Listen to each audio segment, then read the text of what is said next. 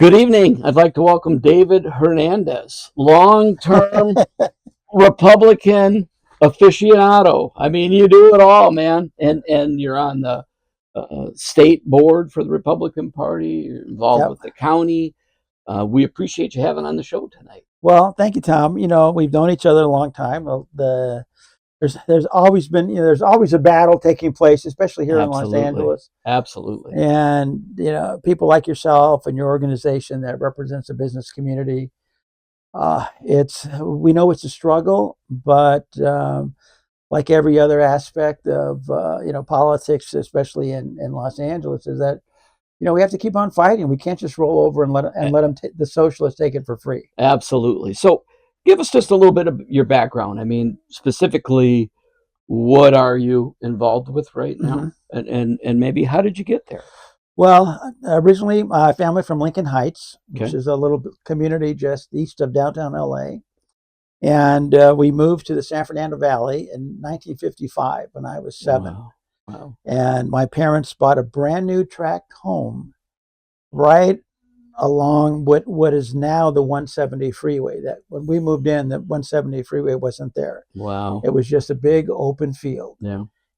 They paid $13,000 for the house. That was the most they could afford. My mother wanted to move to the West Valley, but my father said that's like, out there in the boondocks. So they bought a $13,000 home and raised my brother and I. Went to the local schools, graduated from Poly High School in Sun Valley, and that was in '66. And in '67, I joined the Navy and was in the Navy for 4 years. And it was just like the advertisements. I got assigned to an air squadron in Norfolk, Virginia, which got detached to an aircraft carrier. So by the time I was 19 years old, I was working the flight deck on the USS America off the coast of Vietnam. Wow. And well, thank you for your service, David. Well, we appreciate it. Every American should appreciate anybody that has volunteered their time to protect America. Well, and I think that it was really instrumental in kind of forming my values, forming how I look at things for LAPD in their garage over at the initially at the Devonshire police station, which was basically at that time just a storefront little office space. I did that for 4 years and was at Foothill Station for a couple of years, and then morning watch out of Van Nuys for a couple of years. My father, and when I speak to people, I like to relay this story. Yeah. On my birth certificate, my father's occupation is listed as a banana cutter because his stepfather worked at the produce mart downtown. And you'd have these freight cars come in with all these stocks of bananas, and then he would cut them up, and then they would send them out to go to the various markets. But he went to school at night and became a clerk at an insurance company. And when he retired, he was vice president of a company called Transport Indemnity, who insured all of these long haul truckers, Peterbilts and Freightliners and stuff. And good for him. That's the American dream, David. Yeah, and when I relay that to people, that's why we stay engaged, because so many people made so many sacrifices that allowed that to take place, that now the burden's on our shoulders. Because when he retired from there, he went down to First and Soto and opened up the first Spanish-speaking independent insurance adjusting company in Los Angeles. Wow. You had insurance companies had plenty of people that spoke Spanish and drove cars and got in accidents, but very few Spanish-speaking insurance adjusters. So filling that niche for the business, he was able to go from that little duplex in Lincoln Heights on Central Street to having a beautiful condo in Belmont Shore in Long Beach with a boat docked in a marina. Nice. And so it's like, hard work, opportunity. Those are the things that why we stay engaged. And so I look back. I left the police department and I went to work for him for about 10 years, and then I went and then I started my own company, and I did that. Never involved in politics. I had bought my home for $27,000 using the GI Bill, and it was funny because I'd been riding motorcycles since I was 16. And with the GI Bill, there was no money down. It was like, that was incredible. How could you pass up a house for $27,000? And I had to pay closing costs of $800. Oh my God. So I had to sell You can't even get the permits for $27,000 nowadays. I had to sell my motorcycle in order to pay the closing costs, Yeah. and I haven't been on a motorcycle since. And that was a long time ago, because that was like, Do you still have the house? No, but that house, we appreciated, went up, and just a lot of different stories. But what I did was, and this is how I got involved in politics. I'd always, I've been working. I had a family, a couple of kids, and this is like most people's story. When people are wondering, how come people aren't involved in politics, just because they have lives that to live. I was on my daughter's t-ball team. I was an assistant coach. I mean, my daughter's softball team, my son's t-ball team. I had a business that I was doing, and never thought about getting involved in politics.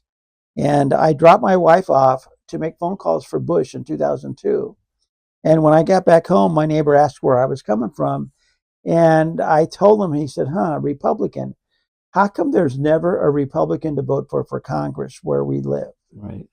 I was so uninvolved that I didn't realize that I hadn't voted for a Republican for Congress in 10 years, because no one had run. And so I started asking around, and people said, because you can't win. And it's like, okay, I'm a business person. It's not good business not to give your competition. Right. And so I started asking around, what do you have to do to run for Congress? I had no idea. And I went down to the county recorder's office, and they said, well, there's a clipboard over there. It's triple spaced. It's just one page. Fill it out and start the process.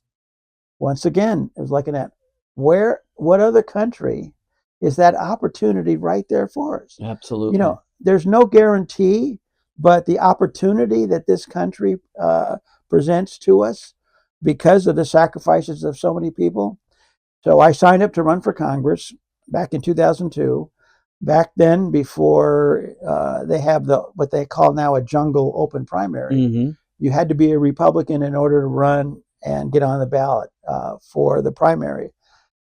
And so I started collecting signatures, and it was a little more difficult collecting Republican signatures at the Studio City Farmers Market.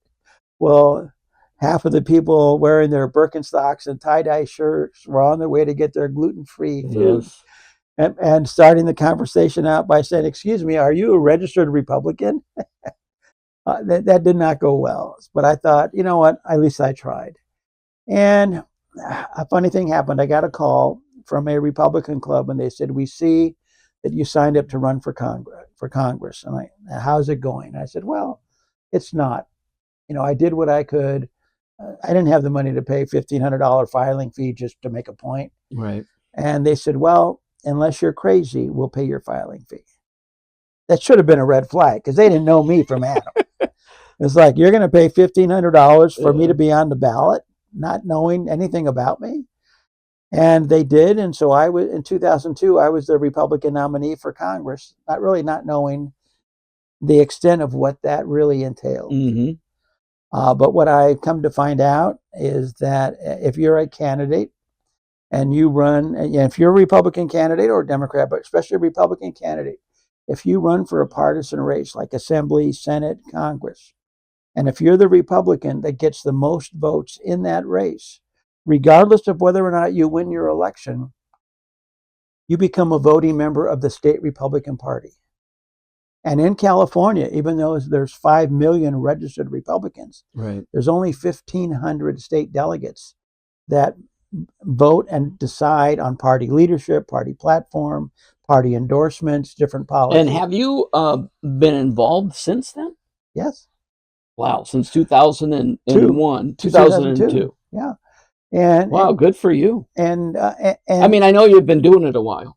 Yeah, but yeah, that's it was always for me not whether or not you were going to win the race. It's whether or not will it make a difference.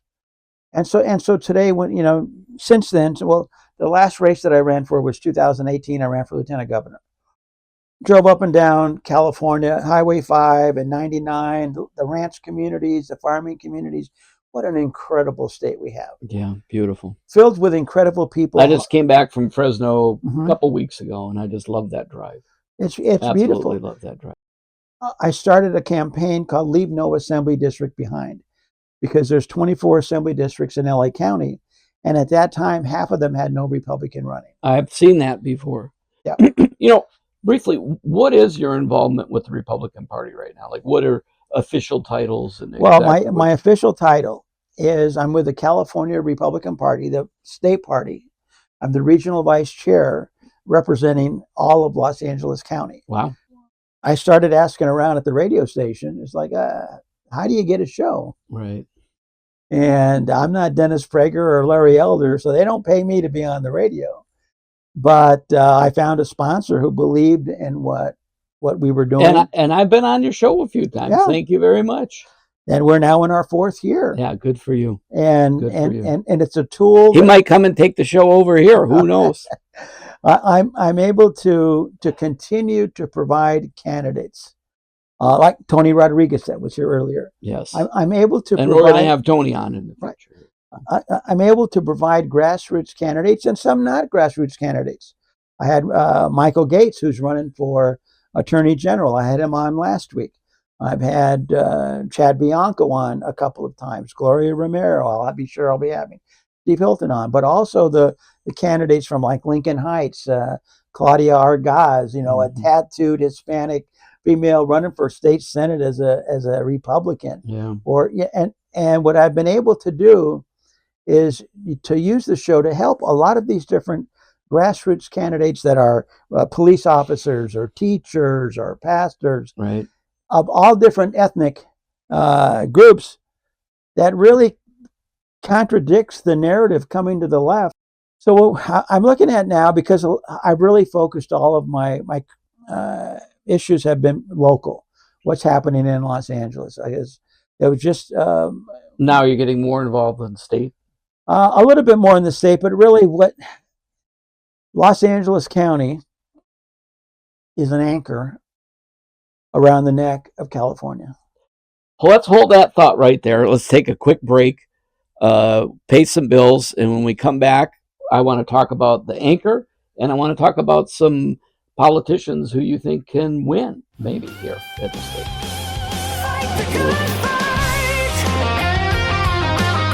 The California Business and Industrial Alliance, CABIA, ran a full-page ad in the California Post, slamming the California Chamber of Commerce's misguided endorsement of Xavier Becerra for governor.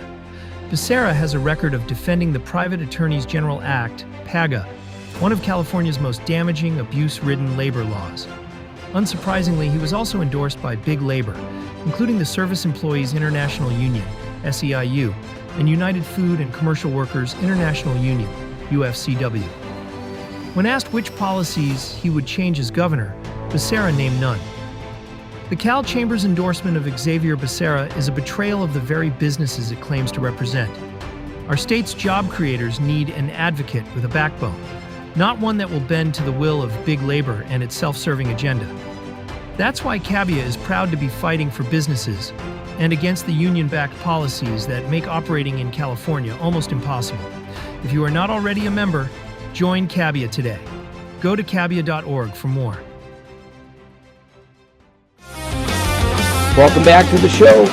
David, we left off. We were talking about Los Angeles County as an anchor. What do you mean? An anchor around the neck of especially Republican politics in California. You mentioned something earlier, and I see it a lot of times. I go in to vote. I don't mail in ballots, and I think a lot of people probably know why. Mm-hmm. I go to the voting polls and I vote there. But, a lot of times you look and you see, okay, there's somebody running for an assembly member and there's nobody else running against them. There's just straight Democrat, no Republicans. And I do feel concerned that a lot of times we've gotten this defeatist attitude. And it's got to change. I think it really has to change. I mean, do you see some change on the horizon? Do you see some candidates that you think are going to make a difference, potentially win this year? Well, no, absolutely. And from where in 2018, when I started that Leave No Assembly District Behind, to this last election cycle. I think we had all but 2 assembly districts with no Republican running. And granted, there are several that aren't going forward in November. Many times that happens when you have more than one Republican running, and the Democrats who are well funded end up going to the runoff election, and that's a self-inflicted wound, because it was Governor Arnold Schwarzenegger and Abel Maldonado who gave us Proposition 14, which opened up the primary to the top 2 vote getters, regardless of party, go to the runoff. Prior to that, it was a closed primary. Top Republican vote getter would challenge the top Democrat. And it was also inclusive of Peace and Freedom Party, Green Party. What Proposition 14 did, it would really disenfranchise the independents, disenfranchise Green parties, Libertarian. So it was just basically Republican and Democrat. And it stemmed from Abel Maldonado wanting to be lieutenant governor, but voted for a tax increase. And he knew that if only Republicans voted for him, and he voted that tax increase, he wouldn't be elected. So they came up with that Prop 14. And so what I tell Republicans today is, sometimes you have to look in the mirror. That the situation is the way that it is, either by something that we or individuals within the party instituted, or that individuals within the party refuse to participate. And so when they refer to LA being an anchor, in Los Angeles County is the largest county in California out of 58 counties. We have over 1,100,000 registered Republicans in Los Angeles County. How many was that again? 1,100,000 registered Republicans. That's a lot. This last election, this June 2nd election, 600,000 Republicans in LA County did not vote. So it's very easy to blame. Yeah, got to get out and vote. Well, because many people think that their vote doesn't count. There's so much election fraud. There's all of these different variables that basically translate into, why should I bother? And that's exactly what the opposition wants you to think. Yeah, to give up. I've seen that. You know, they want you. They want you out of the picture. Now, in LA County, who do you like? Who do you think's got a chance to win? Who do you think's got a chance to make a difference? Well, for starting at the state level, I think because the economy, the price of food, the price of fuel, the crime, the polling has about 64% or more, regardless of party. They're not only unhappy, they're very disgruntled over the way the state is run. And what I remind people is that, look, in California, it's important. We have a lot of problems. But if you look at who is in charge, you have the governor, lieutenant governor, controller, attorney general, treasurer, superintendent of public instruction at the state level. They're all Democrats. You look at the state assembly, 80 assembly members, they have a supermajority. They pass anything they want. They have with their supermajority, even the governor cannot stop legislation. So Republicans are irrelevant in the assembly. Same thing in the Senate with 40 senators. How do we become relevant? How do Republicans become Well, it starts, and I believe it's going to start in the state Senate, because we only need 4 seats in the state Senate to be at the point where Republicans can say no. And who do you got out there that people need to vote for if we want to see some change? Well, in the Northeast San Fernando Valley is a real sleeper. People don't realize the Northeast San Fernando Valley is the epicenter, especially Hispanic Democrat politics, because from the Northeast San Fernando Valley, Silmar, Pacoima, Tahanga, Arleta, Panorama City, that you had, out of here came Tony Cardenas, Alex Padilla, the U.S. Senator, Raul Bocanegra, you had Felipe Fuentes, Richard Alarcon. Now, they're not all on the same team anymore, but when they began, they set out to take over the city council, the assembly, the Senate, the U.S. Senate, and eventually the presidency. They have done a very, very good job. But it didn't happen overnight. Then they just stayed focused. Here we have in the Senate District 20, you have Tony Rodriguez. When you look at the issues that Tony is championing, those are issues that are cross party lines, especially in areas where you have a predominant large Hispanic Democrat community, where the family values are paramount to any global issue. Whether it's whatever it is, people care about their kids. But if it's such a noble effort, then why do you keep it secret, and why do you lie to parents, and why do you pass Yeah, and laws? those are some really big, key topics right now. And the one thing that I've realized, and we try to stay neutral. Right. Democrat, Republican. We want somebody that's pro-business, period. We need people that are doing some common sense things, period. But it just seems like what's happening now is the minority here is really running the majority. Right. No, absolutely. At all aspects. And I think that's where people need to step back and take a look. And I notice a lot of the politicians nowadays as well. They're afraid to say, hey, I made a mistake. This decision I thought was a good thing is not a good thing. We need to clean up the fraud. I mean, there's a lot of different things that need to happen. We've been a big supporter of Steve Hilton because Steve Hilton's so pro-business. I happen to have our full page ad out here that was ran on Monday because the Cal Chamber decides they're going to endorse Javier Becerra. Becerra hasn't even debated. We know he's been a complete failure at everything he's done. Why would a business group endorse Javier Becerra? And a lot of it goes back to people think everybody's got the Stockholm syndrome here in California. Well, and what we have found is that there are individuals that are in the Assembly and the Senate that are Democrat, but they're not in leadership. And so when I hear a Democrat running for a state assembly and they're going to champion business causes and public safety, it's like, okay, that's great. You're probably a very good person, but you're very naive when it comes to how things are run in Sacramento, because you're going to do what the Senate leader or the Assembly leader is going to tell you what to do. Right. Otherwise, they're not going to give you a budget to do anything. Your office is going to be in a broom closet. You're not going to be assigned to any committees.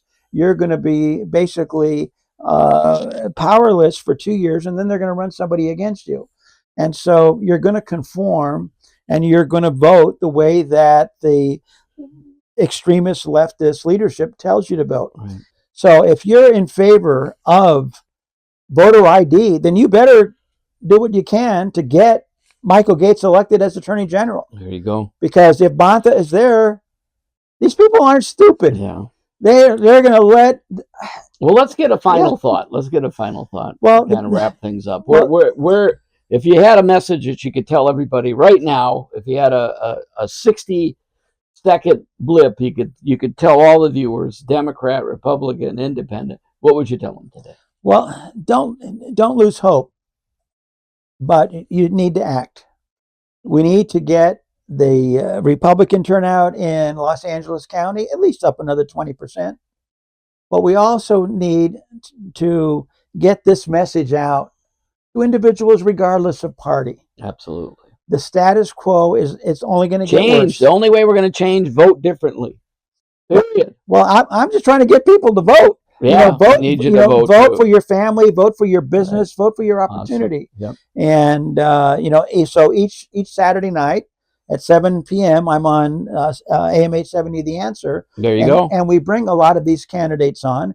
I bring on Democrats as well as Republicans because good for you. We share so much, right? And there's so much at stake. It's all about the values. It's the values and the responsibility that so many people that came before us, that we have that responsibility to keep on fighting. We're not leaving the state, right? And there is a big storm coming, but we're not just going to lay down and give up. All right. I love it. Hey, All right. thanks for coming on the show. I appreciate it. Thank you, Tom.